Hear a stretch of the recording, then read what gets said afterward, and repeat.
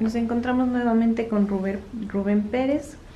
Ahora queremos preguntarle, en el acogimiento institucional, ¿cuál consideras un aspecto relevante que debe recibir capacitación constante el equipo de intervención? Buenos días nuevamente también.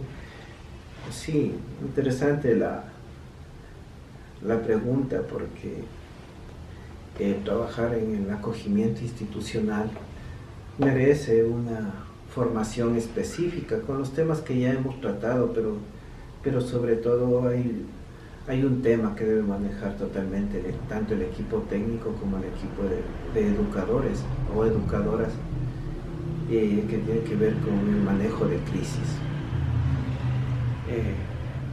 Dependiendo de las etapas y de las circunstancias del acogimiento institucional, definitivamente en una casa de acogida la crisis es una constante. No porque esperamos vivir así, pero es parte de todo este proceso de readaptación social, de reeducación, de educación, de rehumanización, suelo llamar yo, porque niños, niñas, adolescentes han llegado tan golpeados por la violencia intrafamiliar, el abandono y diferentes tipos de abusos vividos, que cuando llegan a una institución de acogida empiezan a sentir el lugar seguro, y en ese lugar seguro, cuando ya tienen cierta confianza y conocen el entorno, empiezan a generar crisis como una necesidad de buscar atención, como un mecanismo de defensa, para que no les manden incluso de la fundación, porque ellos no conocen el proceso legal que solicita las unidades judiciales y el MIES. Entonces, en esa lógica, quienes reciben generalmente el impacto de las crisis es el equipo educativo, porque el equipo educativo prácticamente duerme en la fundación, pasan días enteros, pasan semanas, y es ahí donde los ambientes se van sofocando, van cambiando y las crisis se presentan. Adaptarse a una nueva dinámica y forma de vida empieza trayendo una de las primeras crisis, la crisis de adaptación. En la fase de acogida, como habíamos señalado antes, las diferentes fases, inicialmente en la fase de acogida se presentarán algún tipo de crisis, posiblemente al primer mes, a veces antes, pero parece que hay una regla un poco general, pasan 3-4 semanas, sienten algo de confianza y niños y adolescentes empiezan a sacar actitudes críticas, ¿no? En todo caso, para entender una crisis, hay muchas formas de intervención y según modelos de trabajo, ejemplo, equipo de cuidadores, de enfermeros en un hospital psiquiátrico, la crisis posiblemente le van a dar alguna medicación que inhiba totalmente las funciones de su sistema nervioso central y les lleve a descansar progresivamente unos días hasta que reaccione. En una escuela llaman al 911, en una casa de acogida, ¿cómo debemos manejar la crisis? Ejemplo, tenemos algunos reglamentos, algunas disposiciones. Ejemplo, no podemos agarrarles con fuerza, no podemos amarrarles, no podemos extramedicarles, no podemos someterles con la fuerza del adulto a un niño. Nos toca ahí hacer un derroche de técnicas, porque si hacemos algo de eso estamos yéndonos contra las disposiciones que existen para el manejo de crisis, y posiblemente al agarrarle con fuerza a un niño que está rompiendo un vidrio o que está atacando a otro niño, le agarro con fuerza los brazos, posiblemente le dejo un moretón, no porque le quiera agredir. Si con mi mano le estiro y le pongo a un lado con fuerza, le puedo causar algún daño. Y hace muchos años nos indicaban unas llaves como de karate para no hacerles daño. Pero hoy todo eso está prohibido, eso complica y eso necesita de técnicas. Entonces, ¿cuáles son las técnicas como que más adecuadas para poder intervenir? Generalmente el enfoque humanista, de ellos, el autor, el psicólogo Carl Rogers, nos indica una serie de estrategias que él llama reflejos, estrategias de comunicación. Entonces estamos con los chicos en una crisis y en vez de decirle tranquilízate, ya quédate quieto, ya no molestes, te vamos a poner una consecuencia, no hacemos nada. Gritarle, amenazarle, ofenderle, ignorarle es lo que no se debe hacer en una crisis, definitivamente. Amarrarle, someterle hasta que se calle o se tranquilice, no se debe hacer eso en una crisis. Lo que se debe hacer es trabajar con estas técnicas de reflejo, alejar a los otros chicos inmediatamente para que no exista riesgo, depende de la dimensión de la crisis. Muchas veces son pequeñas crisis por llamar la atención, que aplicando técnicas conocidas del área educativa, que son retiro de la atención, un refuerzo positivo apenas se tranquiliza un poquito, con pequeñas técnicas de comunicación se manejan crisis pequeñas. Pero cuando ya son crisis importantes, donde quieren atentar con su vida, rompen vidrios, rompen ventanales, atacan a otros compañeros, pretenden atacar a educadores, cogen algún palo, algo, ahí es donde se debe entrenar a los equipos educativos de cómo vamos a manejar esa crisis. Como les decía, las técnicas de reflejo son súper importantes en el manejo de crisis. Las crisis tienen etapas. Hay una, podríamos llamarle escalada de la crisis, ¿no? El progreso de la crisis, el proceso de, así como existe la escalada de la violencia, la escalada de la crisis. Entonces, intervención temprana es una palabra clave, un término clave. La intervención temprana, la prevención de la crisis.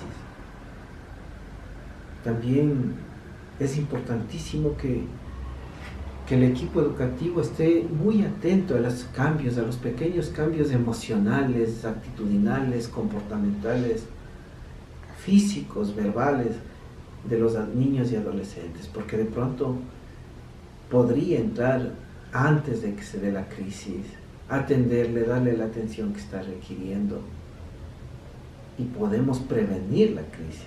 Nos estamos adelantando a la crisis. Y eso es parte del entrenamiento, saber percibir, empezar a conocer al niño adolescente, a la mujer adolescente o niña, empezarle a conocer y saber cómo es la dinámica de su gestión inadecuada de emociones y comportamental y cognitiva para terminar en una crisis. Entonces prevenir es clave, es clave. Adelantarse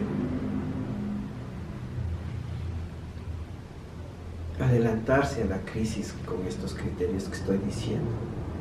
También el manejo de la información es súper importante. Muchas veces los chicos, compañeros de casa, de acogida, ya nos dan ciertas luces, nos dicen, tal persona está así, tal persona no quiere comer, tal persona se ha estado aislando, oye, se encierra en la habitación, en el baño. Entonces, se debe manejar muy bien la información, inmediatamente comunicar al equipo técnico para la intervención, los dos equipos en conjunto. Entonces, estar muy atentos, esa es la técnica, estar atentos, estar perceptivos, pero no solo atentos, sino percibir, darse cuenta, tener una percepción ampliada de qué estoy escuchando, de qué estoy viendo, de cómo están pasando las cosas y aprender a darme cuenta cuando está evolucionando una crisis. Es el primer paso en casa de acogida. creo que el 99% de crisis vienen avisando. Las crisis se dan por la falta de prevención, sí, la conflictividad de los chicos, pero no les podemos responsabilizar a ellos de todo. Tampoco al equipo educativo. Pero la falta de prevención, la falta de adelantarse, de percepción, de darse cuenta que está escalando una crisis, la falta de entrenamiento, el mal manejo de la información, son elementos que ayudan a que estas crisis sucedan. Entonces, recalco en la primera estrategia, que es la prevención de las crisis. La prevención de las crisis. Cuando existen crisis de abandono unilateral del proceso, es decir, se escaparon de la fundación, los chicos, es una crisis que nos agobia porque hay que dar cuenta a las autoridades, porque la autoridad no nos va a decir aquí le dejamos porque se suponía que es un lugar seguro. Pero hay fundaciones que son de puertas abiertas, o sea, no manejan guardias, no tienen, porque pretenden ahora con la modalidad de casas en los barrios para que ya perder la forma de acogimiento institucional con un rótulo, fundación, brazos abiertos, yo qué sé. Generalmente son casas que viven en los barrios y los chicos salen a la tienda, salen a jugar en la vereda como cualquier otro vecino. Pero algunos deciden irse. Entonces esa es un tipo de crisis que tiene implicaciones legales. Sí. En esa crisis lo más importante es inmediatamente se comunica al equipo técnico, particularmente a trabajo social, y trabajo social pone en conocimiento del 911, llaman al 911 y enseguida, si es en la mañana, enseguida buscan poner un escrito en la unidad judicial donde está el proceso. Y si el niño o niña adolescente regresa en 3 horas, toca deshacer toda esa acción. Es parte de trabajar en el acogimiento institucional. Entonces, en ese momento toca enseguida avisar al 911, ya regresó, avisar a la unidad judicial. Sin embargo, eso no nos libera de que algún juez, algún equipo técnico pida explicaciones, posiblemente que estamos haciendo mal el trabajo, porque ellos son equipos de supervisión, prácticamente las casas de acogida. Entonces, hay que tener este conocimiento y este entrenamiento. Si pasa algo con el niño adolescente que se ha salido en esa crisis, y doy conocimiento en 2 días, en 3 días, pueden existir sanciones administrativas y económicas. Entonces, es importante la comunicación entre los equipos, con el 911, con las unidades judiciales donde se manejan los procesos. Esa es como que unas claves generales de qué se debe hacer en una crisis, ¿no? Lo que rodea una crisis, cómo evoluciona una crisis, hasta que lamentablemente llegamos al punto de que estamos en media crisis, estamos en la mitad de una crisis.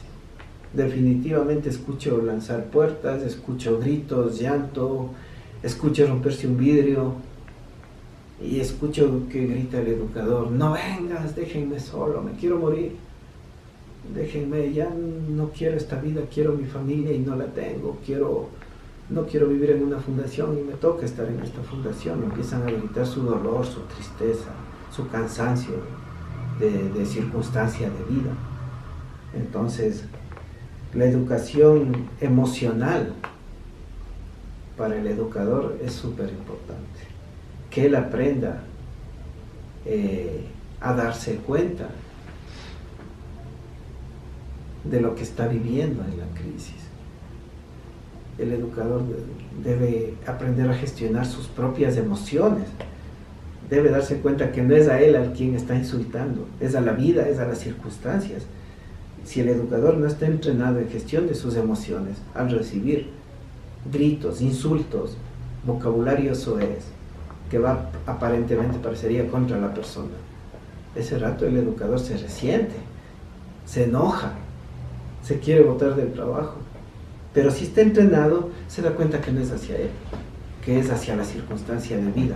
Y eso ayuda mucho porque el educador va a tener un poco más de capacidad de respirar, de él mismo oxigenar su cerebro, Si el niño ya está lleno de una sustancia que puede ser el cortisol y la adrenalina, sería fatal, una bomba de tiempo. Si lo mismo le pasa al educador, empieza a llenarse de iras y empieza a segregar cortisol, adrenalina, todas estas sustancias que nos llevan a paralizarnos, a atacar, a defendernos o a huir, a dejar la crisis ahí. Entonces el educador debe de una u otra manera aprender a respirar, a darse cuenta, a ubicarse que está en medio de una crisis, como un bombero, ve el fuego y va corriendo hacia el fuego, con su manguera, con su pico, con su casco, con su mascarilla especial para el humo. Es así la metáfora que le pongo. Entonces el educador ve la crisis y en vez de salir corriendo, enseguida pone a salvo a los chicos que sean de la casa. Generalmente hay 10 chicos por cada casa. Esa es la indicación del MIES, de las unidades judiciales. No puede haber hacinamientos en las fundaciones. Entonces primero pongo a buen recaudo a los niños. Me pongo a buen recaudo yo, pero con la idea de intervenir en esta crisis, ¿no? Entonces gestiono mis emociones, me tranquilizo y mi casco, mi manguera para apagar incendios es mi mente, porque no le puedo tocar, no le puedo amarrar. Ya solo que esté con un cuchillo que se va a suicidar, a cortar las venas, me tocará meter la mano, quitarle, reducir al máximo el riesgo y volverle a soltar. En ese feedback, en ese encuentro inicial, también puedo jugar con el tono de mi voz, alzar la voz. ¿Qué pasa aquí? A ver, estamos contigo. Ya estamos usando técnicas rogerianas. Aquí estamos. ¿Qué pasa? Y el chico llora, grita, entiendo tu dolor, entiendo tu tristeza, veo que estás muy triste. Entonces esos son reflejos de comunicación. Si el chico mueve su cuerpo, el psicólogo, el educador o psicólogo que le toque manejar la crisis, también alza los brazos, también se topa la cabeza, le está reflejando movimientos, les refleja emociones, les refleja sensaciones. Ahí suele haber algunas indicaciones que en crisis, a ver si se logra hacer. Acompasemos la respiración, dice. Ese rato de crisis le veo agarrado un vidrio, agarrado un palo y a ver, está respirando alto, yo también voy a respirar altos. Son cosas que pueden servir, están dentro de los primeros auxilios psicológicos. Definitivamente se debe saber la intervención de primeros auxilios psicológicos, porque a veces de tanto dolor, de tanta tristeza, la crisis es quedarse llorando, gimiendo, mirando al techo. O sea, es relatado una crisis fuerte de impacto, de contacto, pero hay otra crisis emocional que parece que está ido, que está fuera de sí mismo. Esos son los excesos del cortisol, porque debemos entender, los psicólogos podemos entender que se está dando un proceso químico en el cerebro, hormonal, pero posiblemente el educador, si no tiene ese entrenamiento, no va a entender, solo ve a una persona que está como desmayada mirando al techo. Pero un psicólogo entiende que se disoció de la crisis, de tanto cortisol, de tanto dolor, de tanta tristeza, está con un estrés elevadísimo. Entonces ahí las técnicas son distintas, ¿sí? Por ejemplo, hay una técnica espiritual, que es espiritual, no es de la psicología, que a mí me gusta mucho, se llama la consolación, que es acercarse y ponerle la mano en el hombro, si me permite tocarle, o simplemente sentarse al lado y como contemplarle, como contemplación. Estoy aquí, hacerle sentir sin palabras, aquí estoy contigo, y quedarnos posiblemente en silencio, pero nos quedamos con esta persona, ¿sí? Y de alguna manera, al notar pequeñísimos cambios, esos son los primeros auxilios psicológicos definitivamente, al notar pequeños cambios, ahí le puedo decir, respira conmigo. No a compás, le digo, respira conmigo. Trato de equilibrarle para que su cerebro se oxigene. Entonces, que coja un poco de aire, que espere unos 2-3 segundos, que vuelva a botar el aire, espera 2-3 segundos y vuelve a coger el aire. Mientras hago esos ejercicios, ¿en qué te puedo ayudar? Dime qué necesitas. Y me paso a la otra crisis del grito, del insulto, y también le voy diciendo casi lo mismo. Si necesitas algo, podemos solucionarle de otra manera. Y ya nos hiciste saber que estás enojado, ya nos hiciste saber que estás molesto. Ahora podemos conversar. Y cuando puedas hablar, hablemos. Cuando puedas, te tranquilizas un poco. Cuando ya quieras estar un poco mejor, podemos hablar. Si hay una salida, indicarles, porque son niños de 9 años, adolescentes de 12 años. En media crisis ellos se dan cuenta que van a ser castigados, que van a tener consecuencias, que va a haber un problema por el problema que han generado. Entonces en ese mismo momento le voy diciendo que no vamos a poner la consecuencia, que esto es bastante fuerte, que vamos a conversar, que juntos encontraremos una salida y hay que darle un camino de salida. Imagínense, el chico se tranquiliza de una crisis de disociación o de una crisis fuerte, alterada, y viene el educador y le dice, ahora te voy a poner una consecuencia. Ahí se arma otra crisis. En ese momento se arma otra crisis seguida. Entonces, tener la percepción, ya se está tranquilizando, habrá tiempo para llegar a tratos, arreglos, acuerdos, limpiar la habitación que desarmó, habrá tiempo. No me ubico, eso es lo que menos me importa en la crisis. Lo que me importa es manejar la crisis, reducir el riesgo, evitar que se haga daño, evitar que me haga daño con estas técnicas. Apenas veo, por eso les decía al inicio, la crisis tiene etapas. Ya hablé de la prevención, de la escalada, del inicio. Estamos en la cúspide. Ya no avanza emocionalmente el niño adolescente, está cansado. Así como se ve en la tele cuando están los secuestradores, las personas que están dentro de una habitación y los bomberos y los equipos de rescate, de primeros auxilios psicológicos que están afuera, están dialogando, negociando, tratando de disminuir esa tensión. Y ellos ya se dan cuenta cuando la gente está como cansada y posiblemente un policía súper entrenado se entra por el techo y lo atrapa, o lo sostiene, o evita que se lance de la ventana, etcétera, etcétera. Un segundo. Evita que se lance de la ventana. ¿Está apagada? No, siga nomás. Ya, perdón. Entonces, el educador, el psicólogo, el equipo técnico tiene que llegar a darse cuenta en qué parte de la crisis está. Si es inicial, hacer prevención. Si está en la cúspide, derrochar técnicas humanistas, rogerianas, las llamo yo, reflejo de las emociones, reflejo de los sentimientos, jugar con los tonos de voz. Si es crisis súper activa, también tener fuerza física de reflejar que está acompañando, que no está persiguiendo, que vamos a salir de esto, enseñarles caminos de salida en media crisis. Si hay que alzar la voz, y también en ese momento la alzo la voz. Si hay que bajar la voz, la bajo la voz. Mirarle a la persona, saber que estoy con esta persona. Cuando a un adolescente, a un niño se le ignora la crisis, es un maltrato también. ¿Por qué? Porque está dándonos algún tipo de mensaje con esa crisis. El concepto de la crisis, caída y salida, crisis y oportunidad. Entonces, si yo no le hago caso, le dejo que por último se dé contra las paredes, y encima le voy y le pongo una consecuencia fatal, ese chico dice, aquí no le importa a nadie.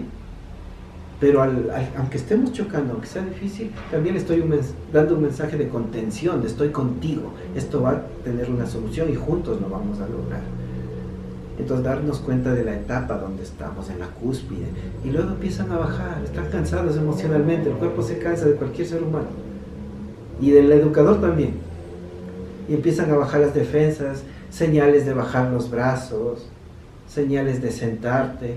Entonces sigo trabajando con los reflejos, veo que te sentaste, veo que bajaste los brazos, veo que ya no lloras,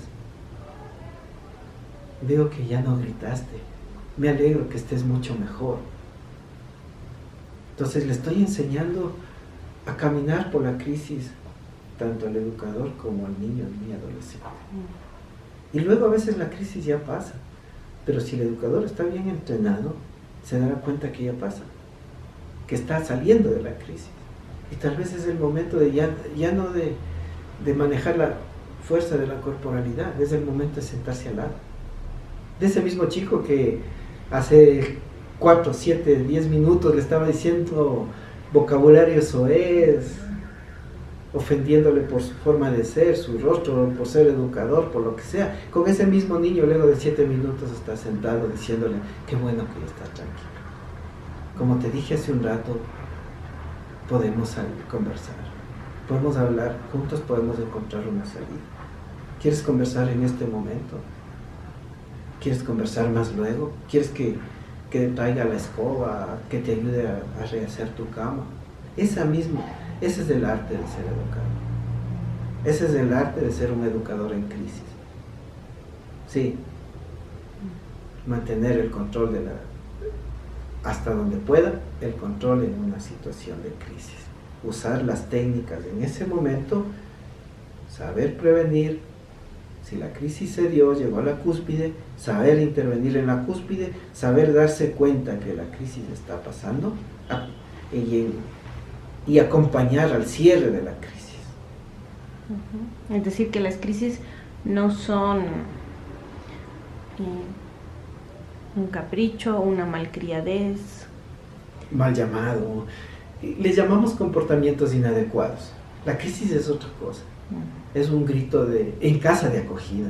Y creo que en el mundo también las crisis son para cambiar cosas, ¿no? Las grandes guerras, las grandes movilizaciones sociales son grandes crisis que han creado cambios en el beneficio de las personas. Acá es en el micromundo del acogimiento institucional. Usted tiene razón, no es mal llamado este niño. O sea, un educador, al menos en la experiencia mía laboral, que le diga a un niño, ya tranquilízate, majadero, maleducado, a mí no me trates así, está despedido. No lo vuelven a contratar. Le ponen una queja en la unidad judicial.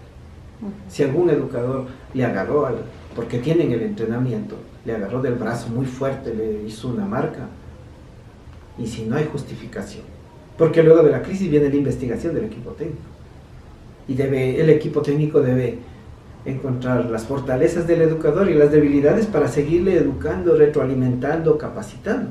Por eso dije, es un proceso continuo de capacitación de los educadores, y particularmente en la crisis, porque sería horrible también que el equipo técnico entre a juzgarle al educador. ¿Pero por qué le dejaste que rompa el vidrio? ¿Pero por qué la crisis duró 20 minutos? ¿Por qué no duró 15? ¿Por qué no preveniste antes? Y ahí muchos educadores dicen, o sea, era que venga a vivir usted acá, entonces. Sí. Y tienen razón, hasta cierto. Entonces, existen unas técnicas post-crisis también, tanto para el educador como para el equipo técnico. ¿Ya? Luego de la crisis, hablo con el grupo de niños, tranquilizo la casa, inmediatamente les aviso que más luego vamos a hacer una comida especial, que vamos a ver una peli, que vamos a salir a jugar fútbol, porque esa adrenalina que segregó ese niño adolescente, también están asustados los compañeritos de piso.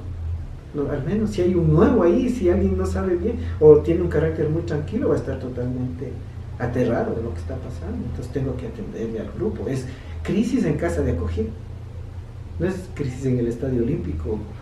En cualquier estadio vienen los bomberos, los militares, se llevan preso al agresor, se llevan a la víctima en la ambulancia y sigue el partido. No, acá sigue la vida.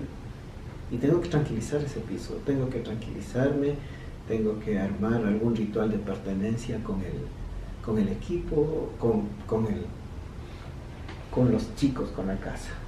El equipo técnico entra también a acompañar la crisis.